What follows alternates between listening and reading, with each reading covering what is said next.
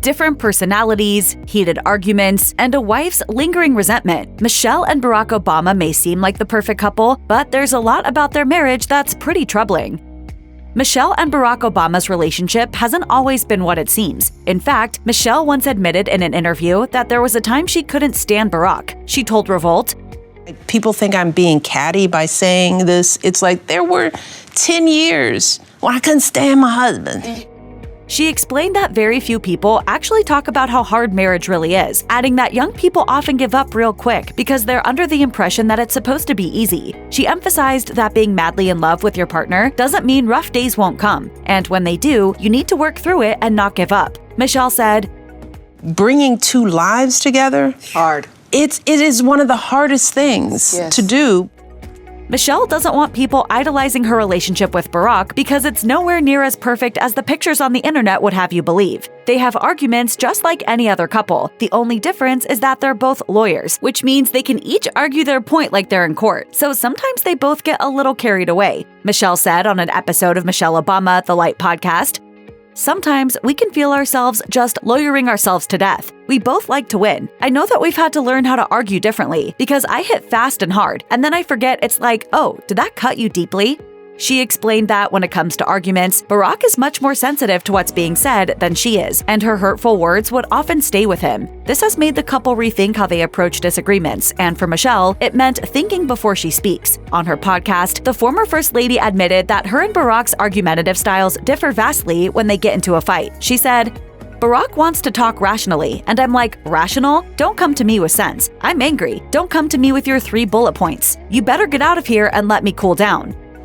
When Michelle first met Barack, she immediately knew he was a force to be reckoned with. This meant she had to be able to hold her own or risk getting completely swept up in his dreams and aspirations. Michelle said in her Netflix documentary, Becoming, "I knew he was a tsunami coming after me, and if I didn't get my act together, I would be swept up. I didn't want to just be an appendage to his dreams, so that forced me to work and think and make decisions like leaving law." But once she became a mother, things changed drastically for Michelle, and her children became her first priority. Michelle said in the doc that she had to give up her aspirations and dreams. She also made it clear that Barack never asked her to give up any of it, but that she felt she couldn't balance everything at once. It felt like I can't do all of this, so I have to tone down my aspirations. I have to dial it back. In her book, The Light We Carry, Overcoming in Uncertain Times, Michelle also touched on how she constantly dealt with mom guilt while living in the White House, writing, "One tiny thing would go wrong and my mother guilt would kick in. I'd start second-guessing every choice Barack and I had ever made." Michelle doesn't mince her words when people ask her for advice on marriage. In her book, The Light We Carry, the former First Lady makes it clear that the fairy tale expectations many people have of what marriage should be is nonsense. She wrote about her and Barack's marriage, "Somebody was always giving way more." There was even a time when Michelle and Barack were undergoing marriage counseling in an attempt to work on their relationship. Michelle admitted that she initially thought counseling would fix her husband. She believed he was the problem, but quickly learned that she had some work to do too. She explained in Becoming, "My resentment for him was that Barack was prioritizing himself in a way. We had babies. He was at the gym. I was like, how do you find time to work out? I was like, so let me stop being mad at him for going to the gym and let me get to the gym, you know?" My happiness is not dependent on him making me happy.